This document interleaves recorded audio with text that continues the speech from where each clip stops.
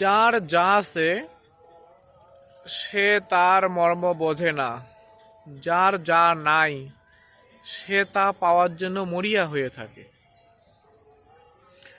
এই জায়গাটা, এটা আমার আব্বার। এটা যদি বিক্রি করতে চাওয়া যায়, এটা রাস্তা, অনেক লোক কিনতে চাবে, প্রতি শতাংশ 80,000 টাকা পড়বে। এখানে জমি আছে 30%। অনেকের টাকা আছে, জমি খুঁজতেছে জমি কেনার জন্য, যে বাড়ি করবে, কিন্তু তার জমি নাই।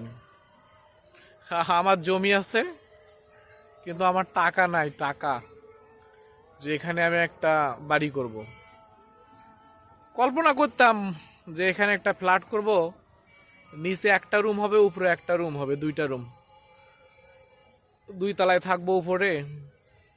আর এখান থেকে যে বাতাস হবে পূর্ব দিক থেকে আসবে, এটাও পাবো।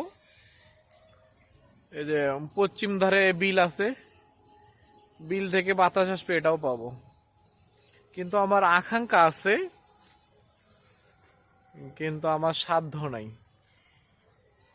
তো এই জন্যই বলে, যার সাধ্য আছে তার স্বাদ নাই।